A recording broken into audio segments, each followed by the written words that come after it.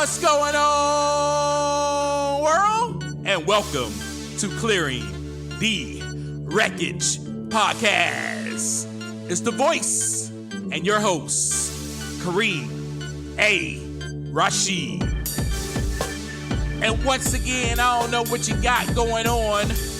You could be getting on the toilets, or you could be getting off the toilets. Hell, for all I know, you could be wiping your tushy. But I know that I'm ready, and so I hope that you're ready to clear the wreckage. Yes, indeed.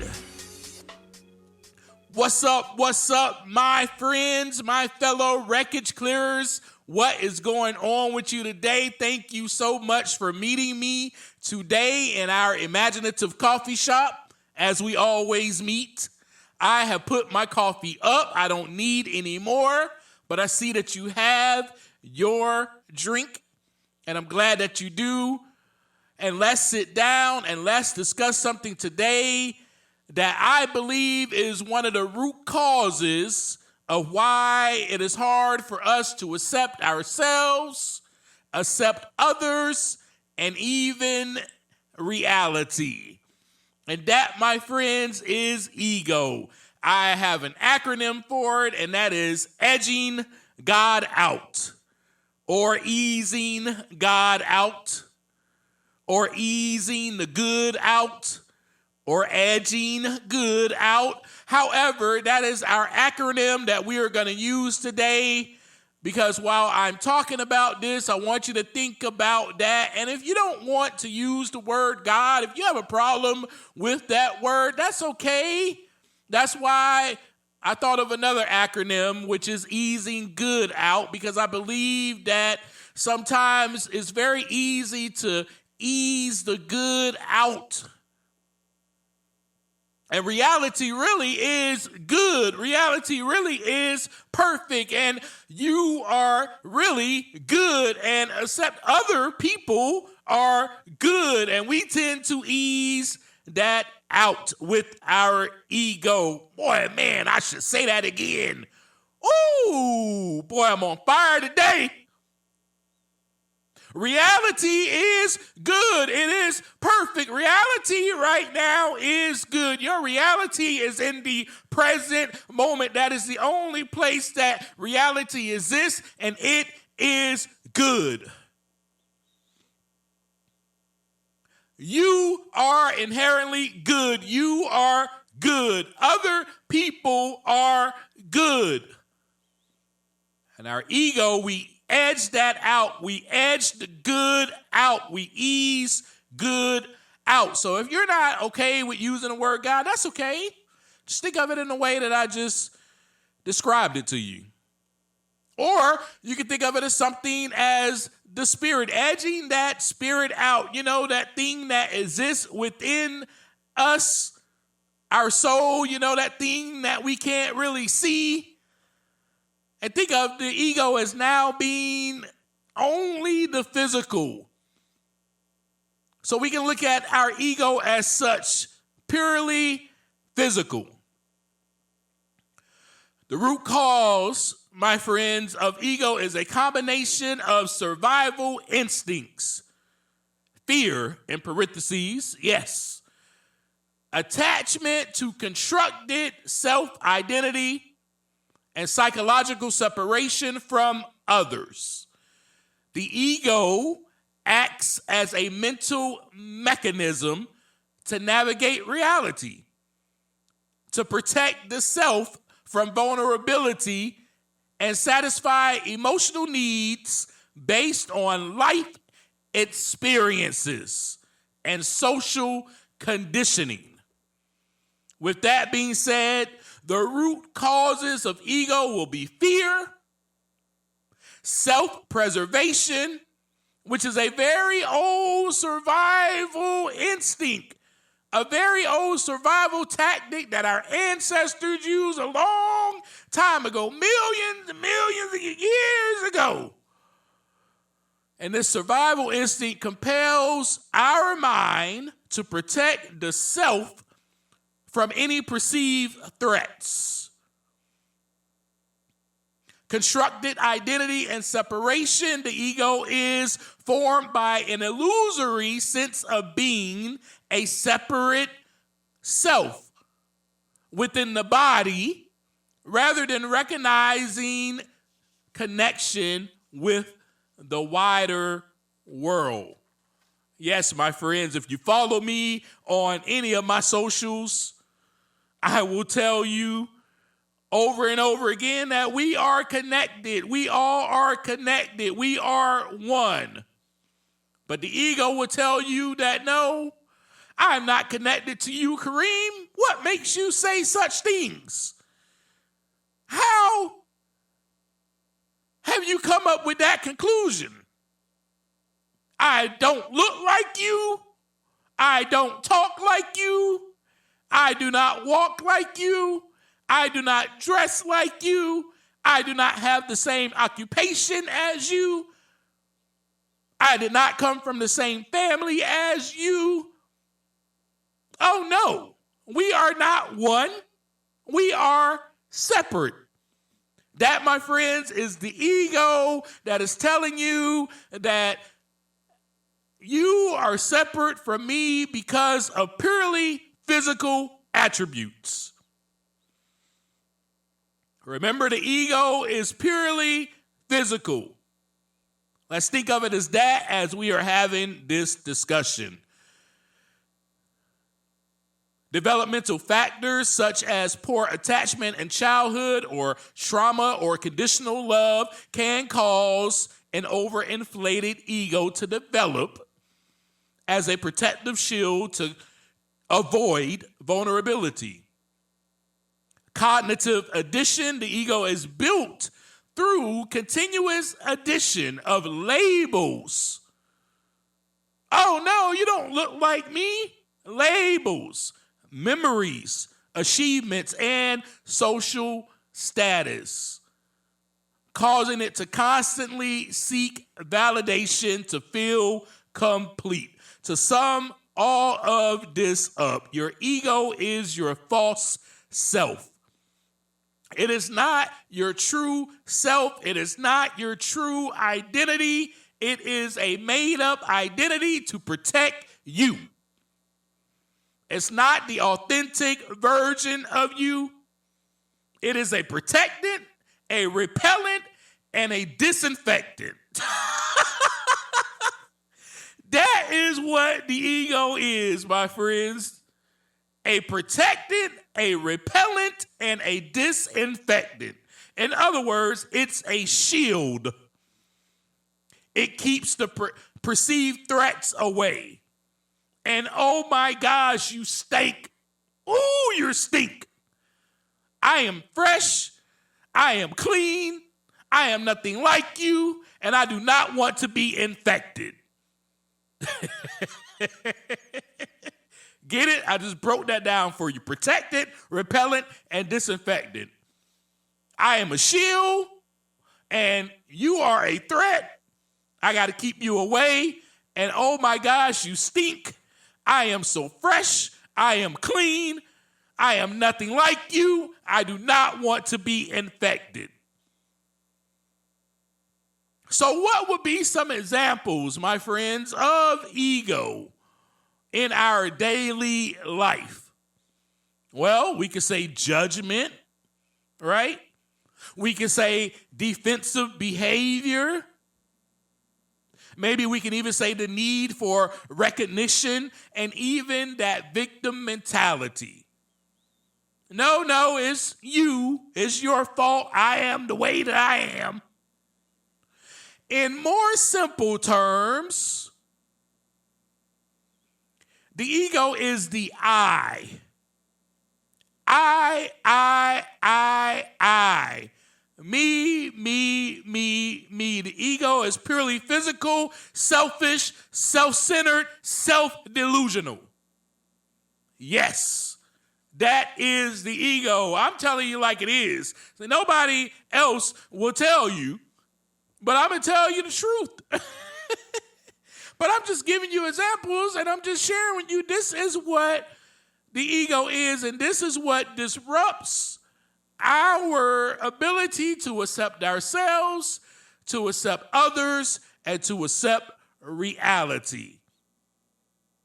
So with all that being said, this was my main problem. Yep. This was all of my wreckage. This is where all my wreckage was piled up in my ego. Obviously, the ego isn't necessarily a bad thing. If we want to label it, the ego is part of you. We can't label it bad because it's a part of you. And you are good. So we can't even label it bad. And I don't think we can label it good. We just label it is the ego. It's there to protect you. It's part of you to protect you. So it is good if we use it in the right manner. When we use our ego for that protection from an actual threat, then we are using our ego in the right manner. So let me also share with you that I have not arrived. I have not graduated from life. I don't want you thinking that, oh man, Kareem, I listen to him and he is the wisest person I know, man. He just knows it. He knows what he's talking about. Yes, I know what I'm talking about through experience, and that is all I can share with you, my friends, is my experience. Yes. But I have not graduated from life. I am no guru. I am not a scholar. I am a work in progress. I claim spiritual progress rather than spiritual perfection. I am just willing to grow along spiritual lines and take some time to look inside so that the wreckage can begin to clear. And in doing that process daily since the date, I have to go back. Since 2016, I've learned certain things about myself. I learned that my ego is the size of Africa. Oh my goodness. And it needs to be deflated at times. And I've learned these things from my experiences. So that is what I am here to share with you, my friends. Simply my experience. I am sharing this with you because this is what was disrupting my ability to accept myself and others and reality. We discussed a whole lot of this already in The Depth of My Identity, Part 1, 2, and 3.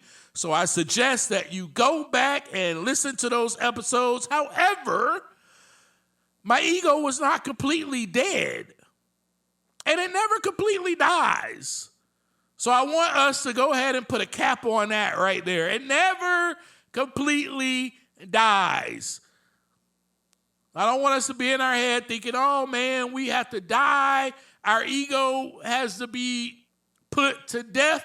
Yes, but it has to be put to death, but it never dies completely. And what I mean by that is simply that my ego may have been deflated for a little bit and over time, and I can still practice and work on deflating my ego and using my ego for the good that it was created for, to use it, right?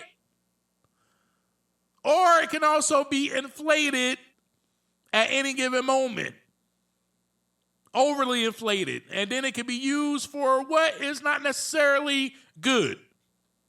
Catch my drift? Folks, this is what was happening to me in my marriage.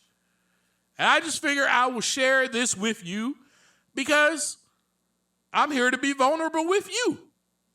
I'm here to share my experiences with you. I'm here to get real with you because I'm all about taking the time to look inside so that the wreckage can begin to clear. So, you know the dates already, back in 2017, 2019, right? Let's just say that I caused my own suffering due to my ego becoming inflated again and again and again. And there were times in my marriage, where I could completely accept myself and my ex-wife and my reality. But then there were times where I would really have a hard time.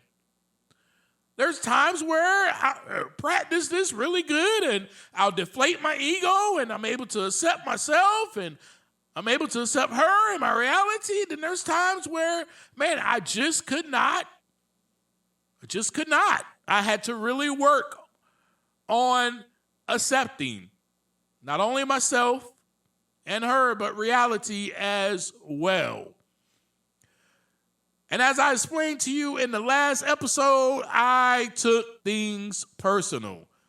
I made it about me.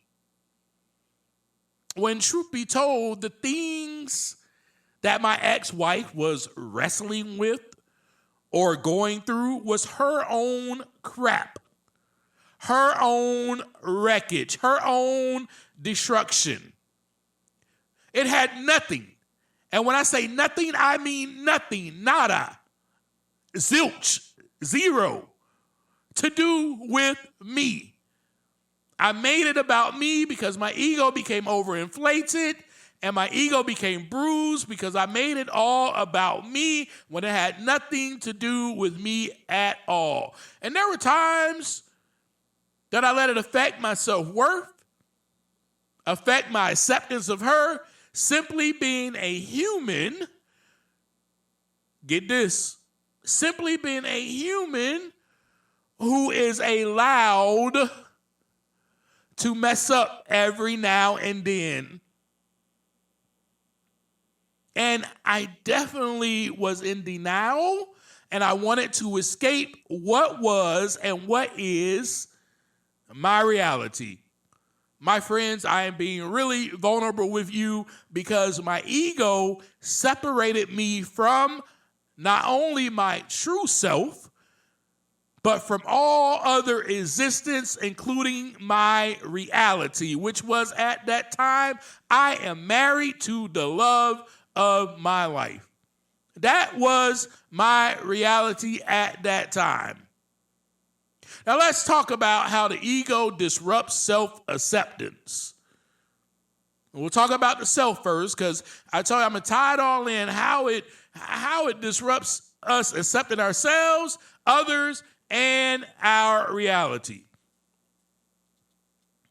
The ego identifies heavily with the physical body, possessions, and status, causing profound suffering as these things inevitably change or decline.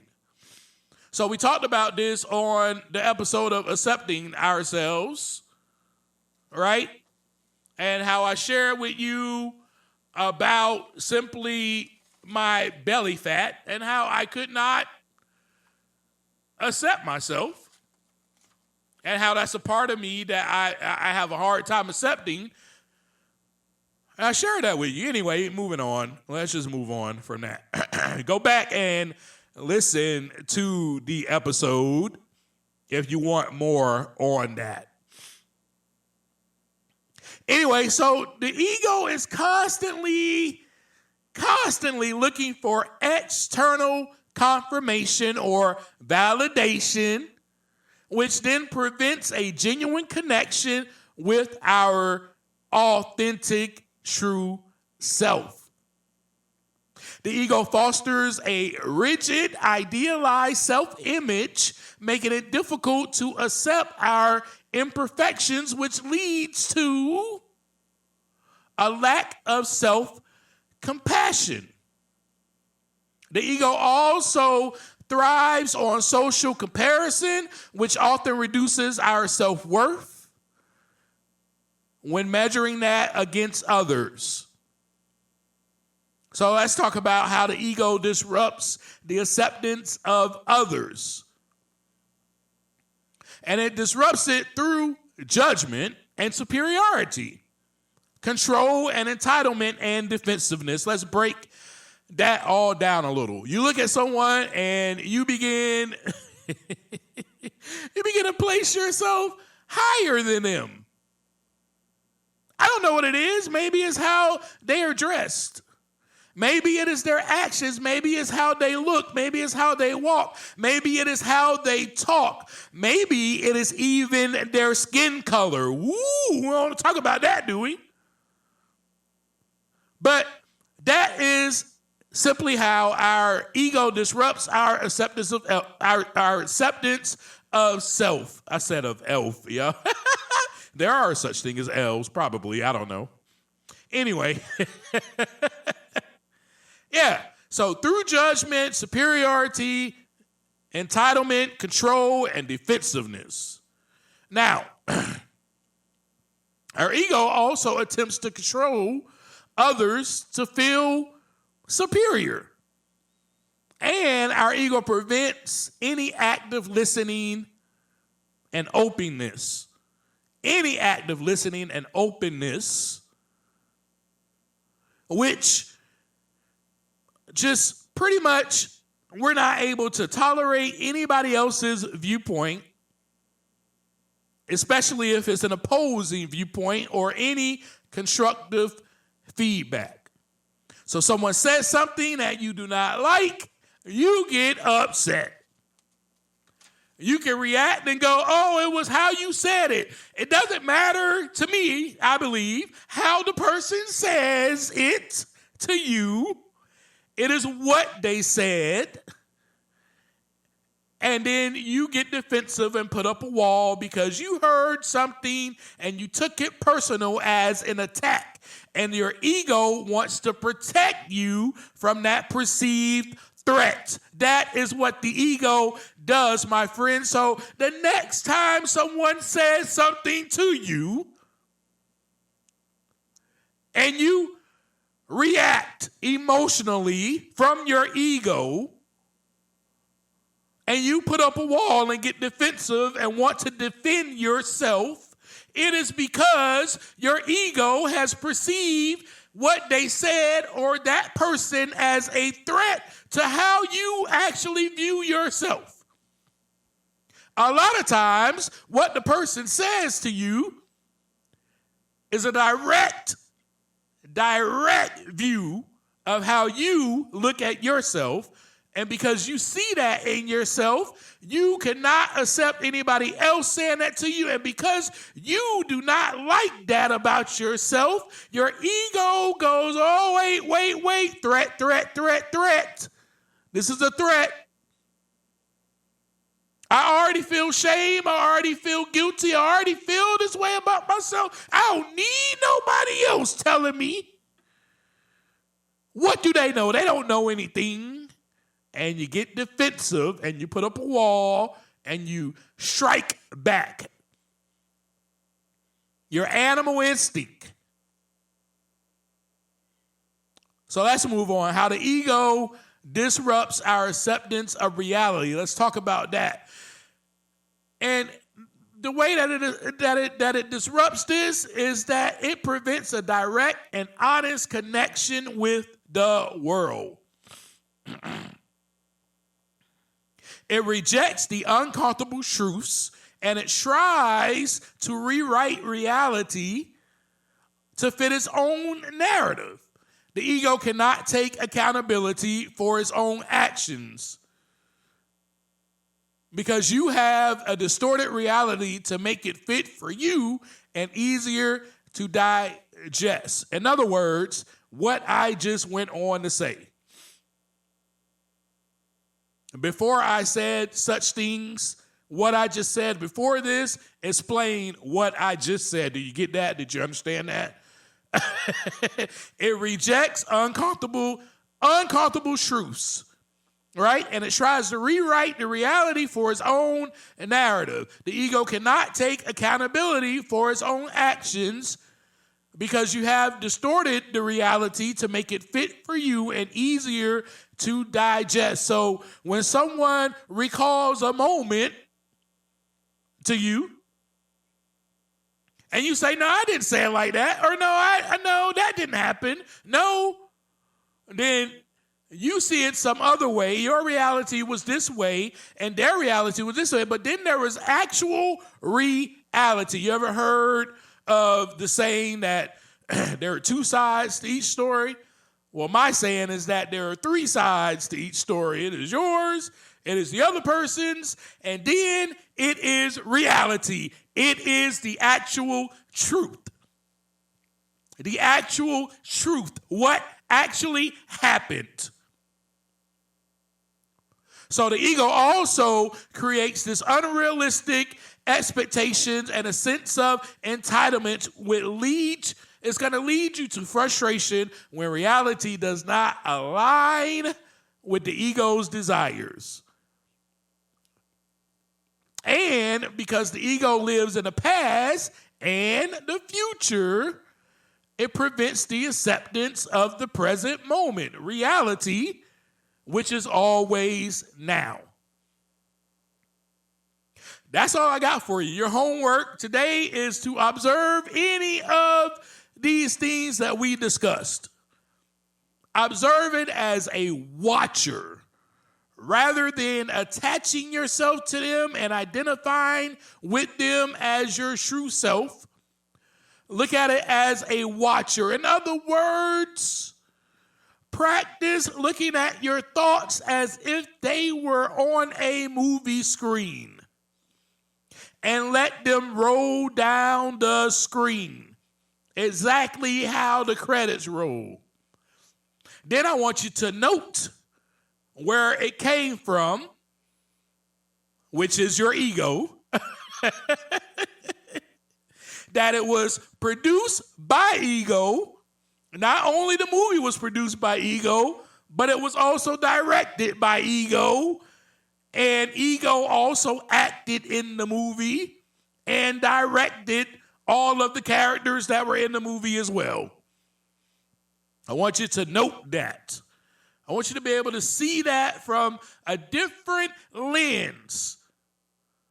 To detach yourself, your ego, from self and look out and see your thoughts.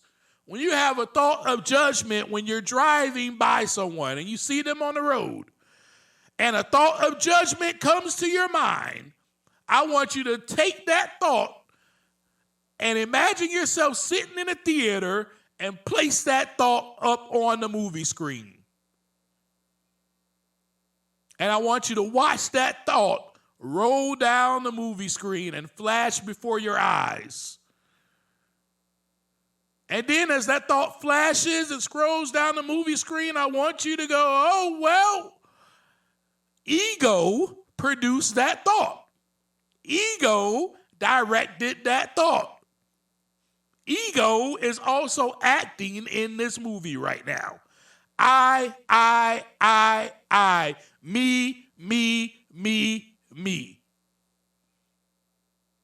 That, my friends, is ego in a nutshell. So then after you realize that it was you, that it was I that made yourself so important,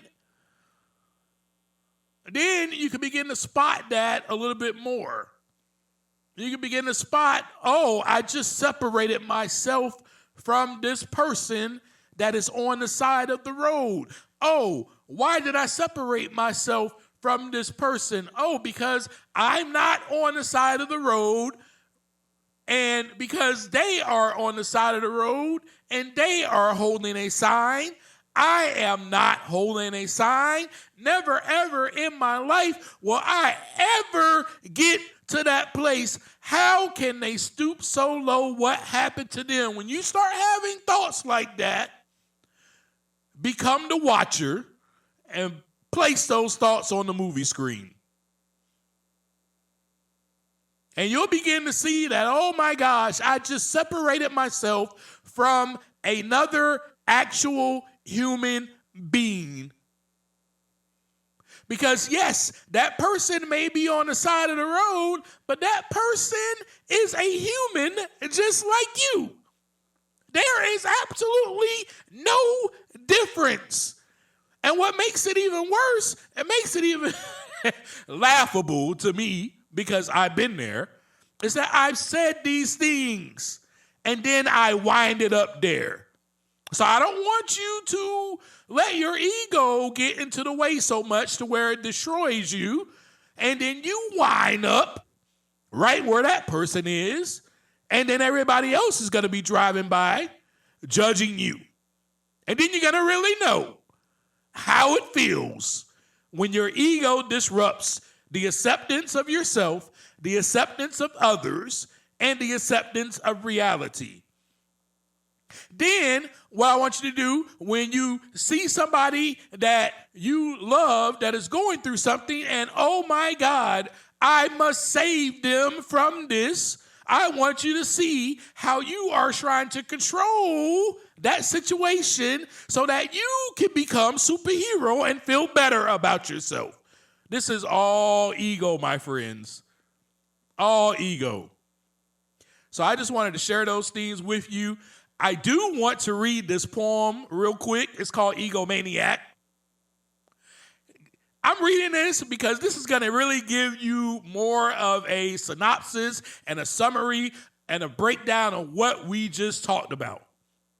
And when I read this to you, I want you to hear me. This is me talking about me and talking about how my ego was getting in the way of accepting myself, accepting others, and accepting reality. All right? Egomaniac. I think I'm all that and some cheesecake. I think I'm delicious. My ego is vicious, deadly. It will kill me if I give it permission. My head be getting bigger than the blimp. It's like I won a gold medal off in the Olympics. Hold on. Let's settle this within an instant. I'm an egomaniac. Oh, how I love the attention. Affirmation leaves me salivating from my mouth like a puppy getting pet, rubbed on his neck. Yes, stroke my ego, why don't you? Show me respect. You should honor me. Bow down and give me pecks softly on my feet. Walk next to me. Tell me I'm so handsome that should only be your speech. Tell me I'm worth more than $1 million. You will love to birth my children. A villain, an extremist, terrorist. When it comes to killing your character in my head, I'm revealing my insecurities. It's ridiculous how to you I sound so sure of me. But on the inside, there is no sign of purity. Blinded by pride, the sun shines in my eyes. My vision is blurry, so egotistic, and so if it has nothing to do with me, I don't want to hear it. Stuck in my feelings, selfish and self-centered, reckless and uncentered. My methods and motives are impure. But I'm sure you don't notice. How can I control this to my benefit? Change the outcome. It's dangerous, and how come I'm so manipulative? But these questions won't get answered because right now I'm only after what it is that you can give, so I can live without disaster. I'm the king of the mountain, master of every hill. Let my will be done, and it will take place.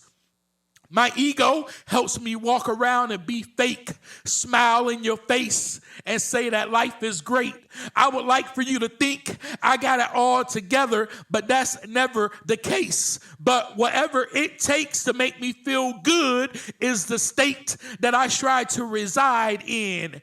This maniac, yes, his ego grows in size whenever you compliment me. It will boost my confidence indeed. I need your approval. If I get it, I succeed. I bleed arrogance. I inherited the seed, gene pool filled with ego fools, twisted and narcissistic. Every topic gets twisted and turned about me. How could you doubt me? Around me is only me. I surround me. Sounds stupid, but arguably is profoundly deep. I do anything just to keep you around me, like me, love me, fight me. It excites me. My ego is frightening, fear, and it's frightening, and my pride is likely. Just to be mighty, I can save you, heal you. My answer is yes, even if it kills you. I know it will kill me, my self-worth. Right now, I don't see how that will hurt. But let's talk about saving you, taking you out of the dirt and embracing you. Plus, it will make me feel amazing too. Superhero, I'll put out a blaze for you. Go through the fires and pull you out of the ashes if I can only awaken you. Stick out the ladder and you grab it. Then my ego will receive praises and clapping, standing ovation. I'm an egomaniac, a doctor who heals all of his patients, insane insanity, brain filled with vanity. I'm God. Leave it to me. It's my job to save all of humanity. Egomaniac. And with that, I leave you, my friends, as I always do. Take the time to look inside so that the wreckage can begin to clear. Peace.